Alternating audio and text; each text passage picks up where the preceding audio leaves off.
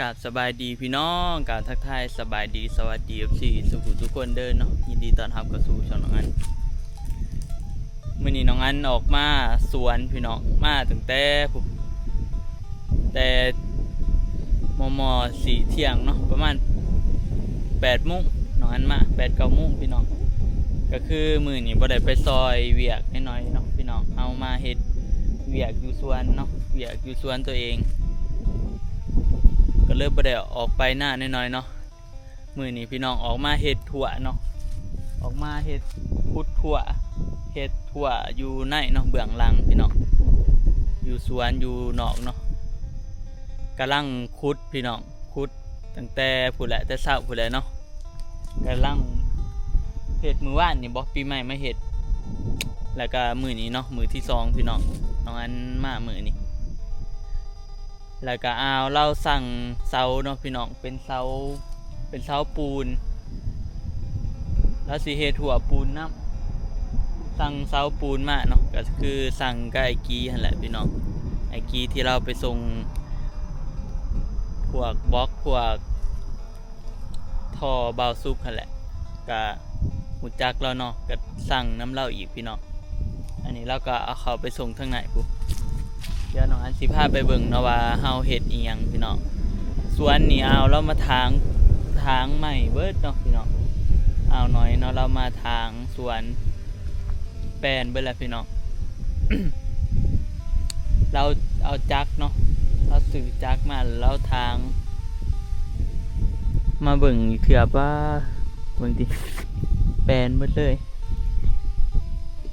ทางหน้าแปลนเบิดพี่น้อง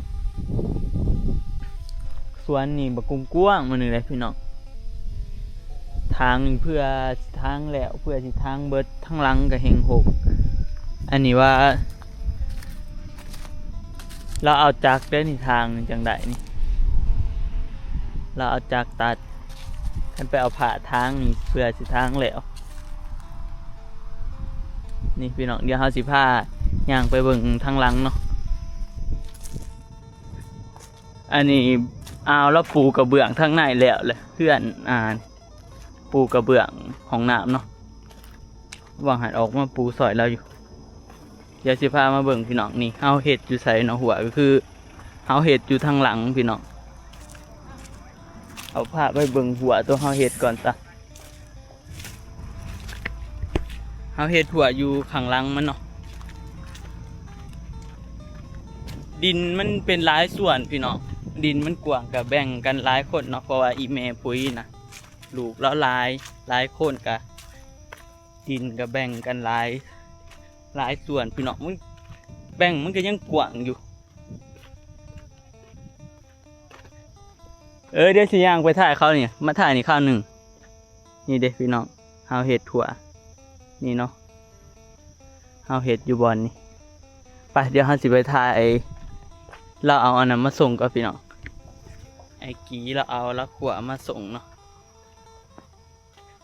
สั่งเราไปจากลักเนาะพี่น้องเดี๋ยวสิถามเบิ่งเป็นเสาปูนเนาะเสาปูน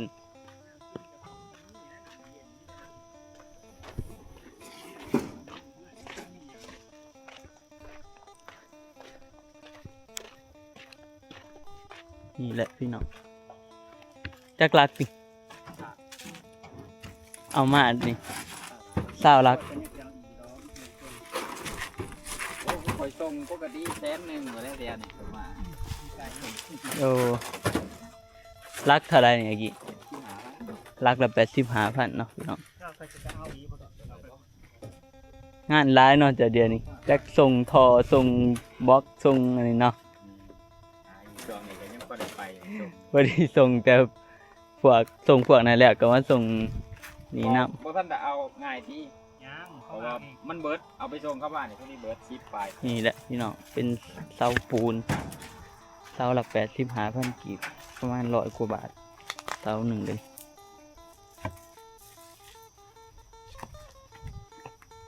สั่งมาเสาก่อนเนาะ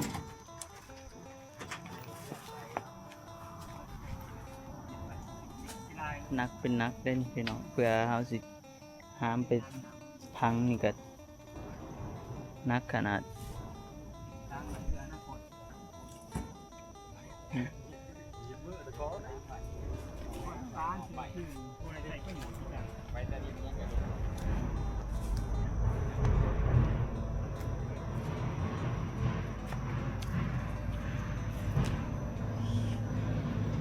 อยากให้อายเราเอาลงเนาะพี่น้องเสา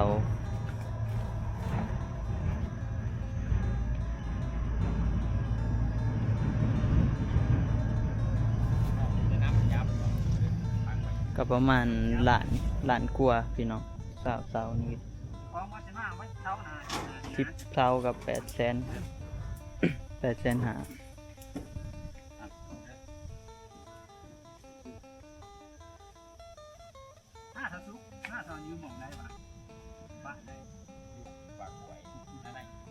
เดี๋ยวอันปฏิวัติหน้าน้อง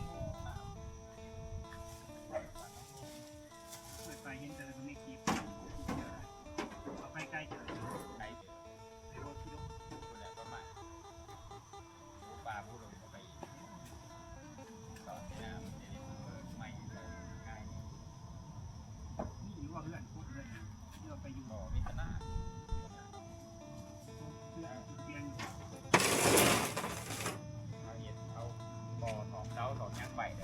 เสาพี่น้องแต่ว่าเสาซุมนี้เฮาบ่ทันเฮ็ดดอกเนาะเราสั่งมาไว้เฮ็ดน้ำหลังส่วนตัวเฮาเฮ็ดเป็นพวกเสาไม้ธรรมดา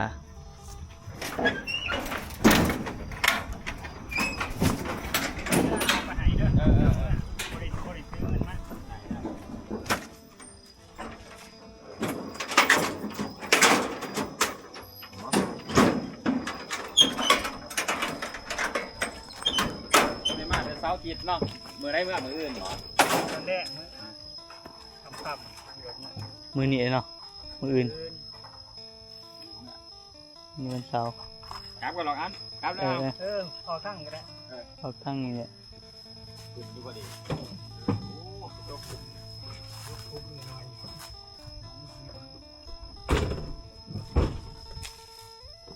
ออกมาหามจับ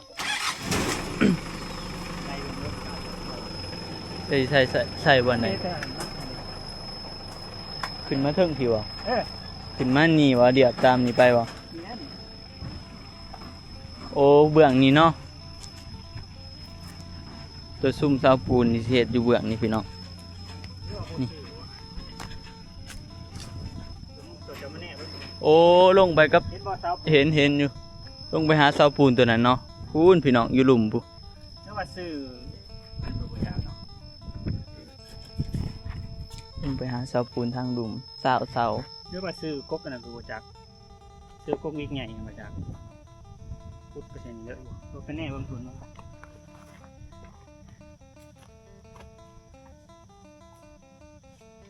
น่าจะสุดอยู่มั้งลงไปหลุมโอ้โถงานหยาบอีกแล้วพี่น้องเสาปูนนักแทะนักกว่า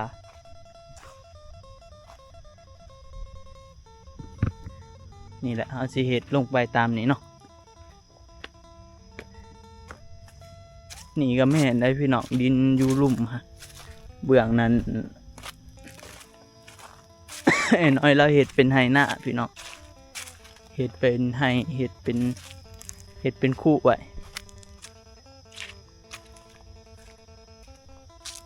เลยเอาไว้ปลูกนั่นปลูกนี่นะพี่น้องอ้อมหัวไว้เนาะ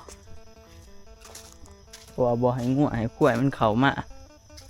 ปลูกมาจากสีหยังครับแต่มันก็ปลูกมันก็ควาย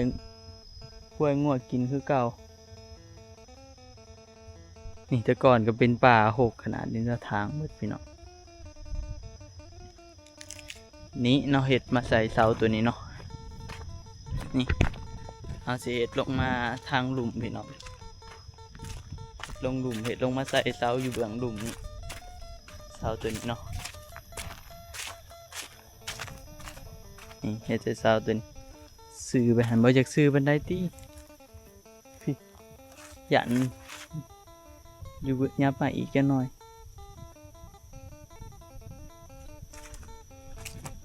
อันนี้หัวที่เฮาเฮ็ดเนาะพี่น้องตัวนี้ปีใหม่คุดแต่ว่านี่พุ่นแหละ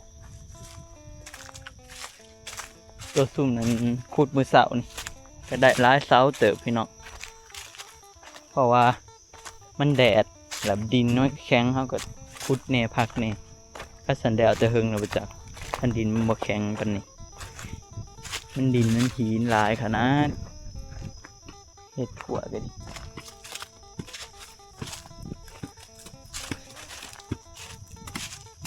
อันนี้ปีใหม่คุดอยู่ซะพอดี สบายดีพี่น้องปัดแข้ง แข็งเนาะดิน เบิ่งไหม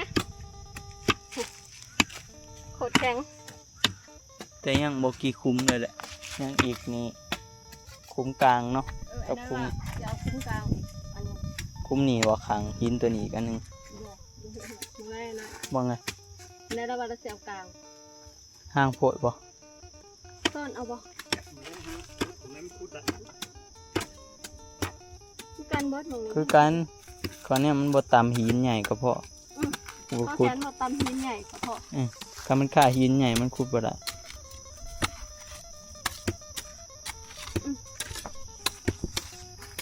เนี่ย เดี๋ยวพี่น้องเอ้ยครับยังเบื้องไหนอีกอัน ยังเบิ่งเลย ยังเสาปูนเนี่ยเขาต้องขุดขึ้นอีก เสาปูนมันยังเป็นดินทรายแถวนะค่ะอยู่ นี่นะเป็นนะ น่าต่างเพิ่มเยอะ นี่นะเดี๋ยวค่อยสิหาคนมา หน่อยจ้างเขาลง หาคนมาขุด ลุมละ10,000ถือเด้อแพง หาเล็กน้อยเขามาขุดซอย เอามาโหลดเดี๋ยวสิเดี๋ยวก็ ได้ สิ ดอก แต่ว่ามือหนาผู้ใดมืออื่นบ่ มือ ขุด นั้น เด้อ ได้ บ่ อีก2-3 มื้อก็ได้มื้ออื่นก็บุญลงไฟเด้ แม่นได้อเนาะอีก2-3มื้อถ้าว่างๆเฮาขุดมาแต่ผู้พี่น้องเฮาสิยังทรายอันนี้เบิ่งนี่ยังเปียกเดี๋ยวสิพาไปเบิ่งหลุมนี่ได้เอาจักตัวค่อยขุดนี่หมออันขุดนี่ก็บางอย่างนี่เฮาเฮ็ดมาตามนี้แหละพี่น้องก็ลงไปหันจักหน่อยเนาะ นี่เบื้องนั้นก็แม่นพี่น้องแต่ว่าเบื้องนั้นบ่ทันอ้อมติอ้อมแล้วบ่เบื้องนั้นก็มีหัวบ่แคมป่า นี่แหละคือการเตะเลย แต่มันเพเนาะ จะได้สอบเอา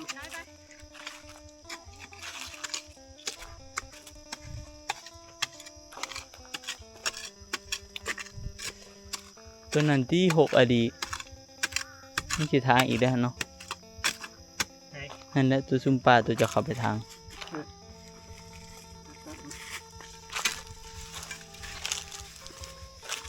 มันดูถึงจะเอา เนาะพื้นลายอดีก็สิเอา ของอันนี้ อ่ะซื้อนะไปนะ กล่องคอยบอลหรือกล่องเจ้าก ล้องจะทางไหน บัตรเบิร์ดเป็น อ๋อ เอาเป็นไงบ่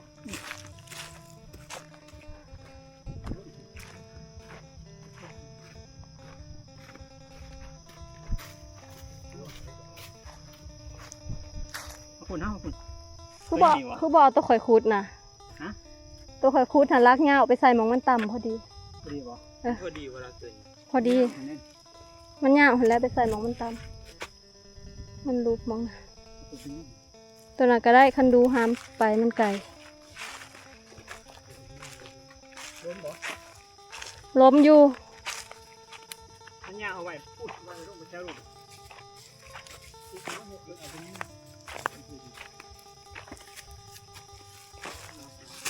นี่ก็เงาคือกันเนาะ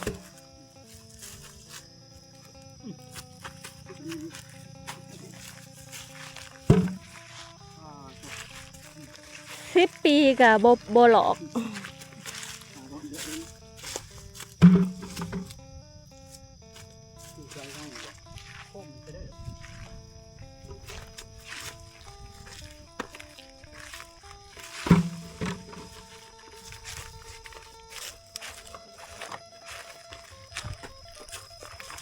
มีห้องซ้อโอ้ยซ้อเพื่อจะเอาไปห้องซ้อตัวจังก็เลยรู้สึก อ้ายอันน่ะหาเด้อ้ายน้อยตัวคอยสั่งท่อก็แล้วเรามีแนวขนเรามีรถเรามีเคนกับบนได้แพงนะจังละ ตึกเขาเคียงก็ยังได้ เนาะเฮ็ดเสาเฮือนยังได้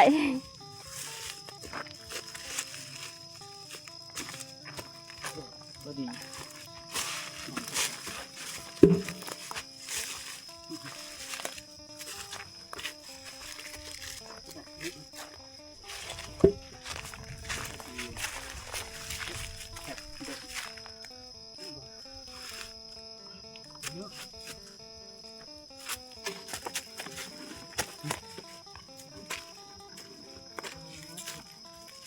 หนักแบบนี้พี่น้องเลยก็ดี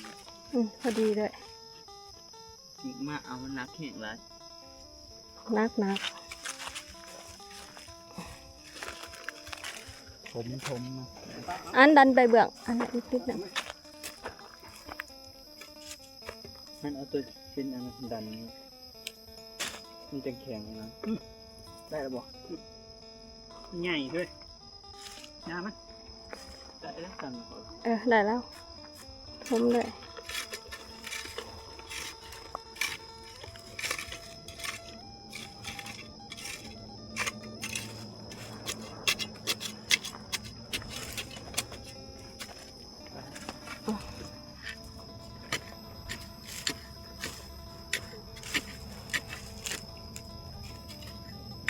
ซื้อลักหัวมา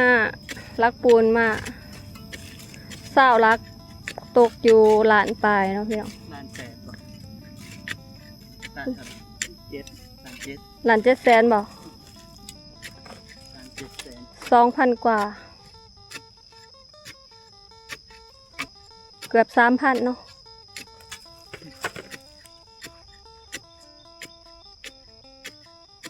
ต้องเป็นเก่าร้อยพี่น้อง แน่นอยู่บ่เด้คันลักใหญ่เอาลงมันก็แน่นโดด ทำต่อ ตามให้มันแน่นแล้วก็ขุดอีกยังจะคุมมัน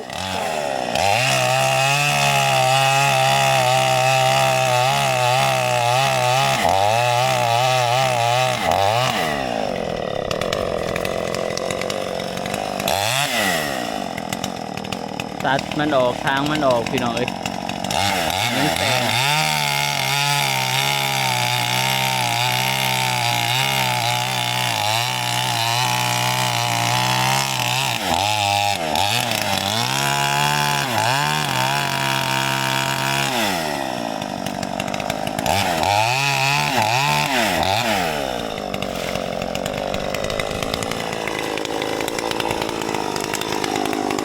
กูไปเจียนให้หน่อยไปเจียนตีนเช้าให้มันเที่ยง อยากได้ครับ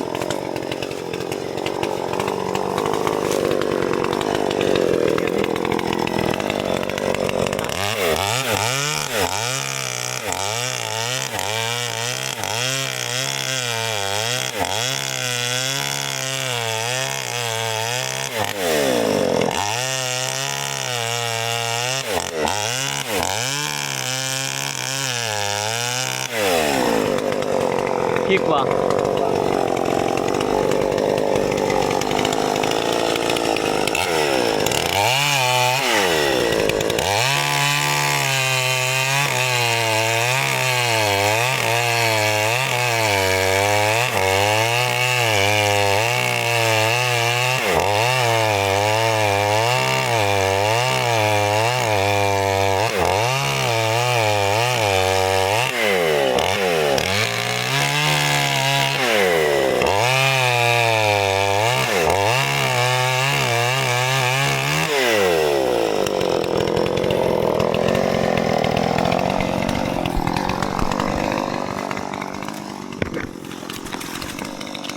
เอา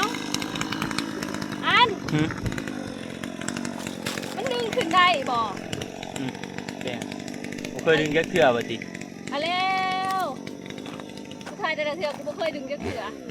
ขึ้นได้ อันนั้นเทื่อตั้งแล้วมันจับแล้วเวลาใส่ตั้งเอา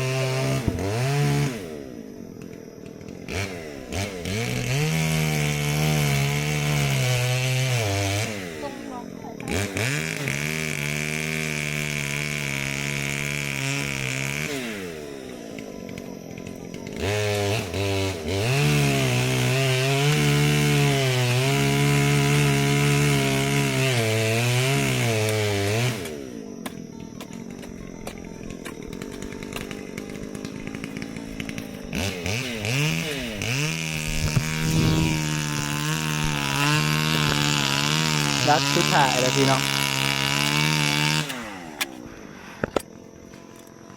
เสาสุดท้ายของเราเลย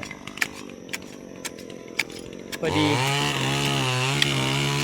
แล้วนี่พี่น้องเขาเห็ดมาทางเดี๋ยวสิพาอย่างมาเบิ่ง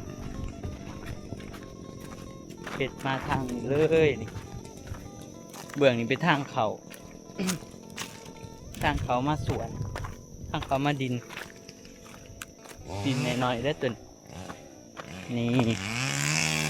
ทางเขาตัวนี้เข้าไปนี่พี่น้องเอาเห็ดสื่อไปเลยทาง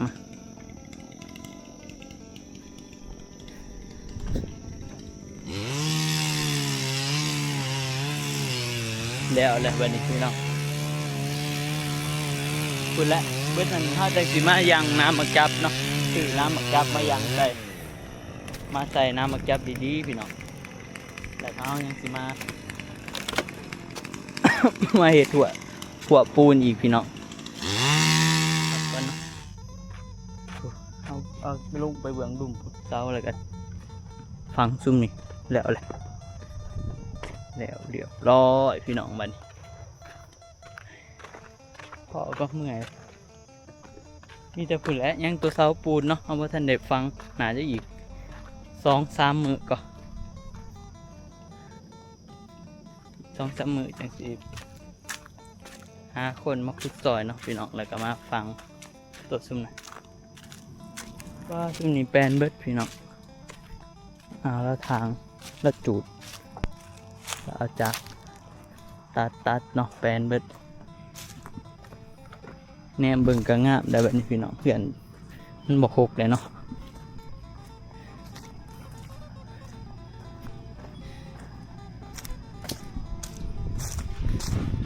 เจ้าหน้ากระสีมือแบบนี้พี่น้องคำเลย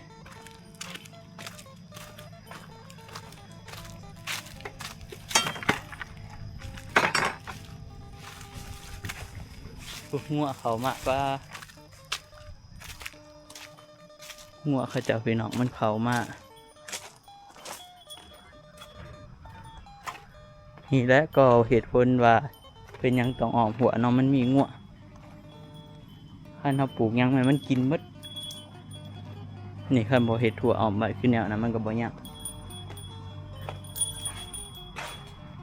เพราะว่างัวอันมักมากินเด้พี่น้อง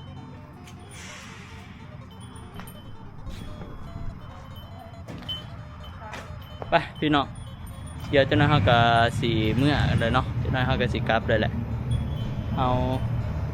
ฟังหัวมือนี่ก็ได้ร้ายเติบเนาะฟังแล้วไปร้ายเติบ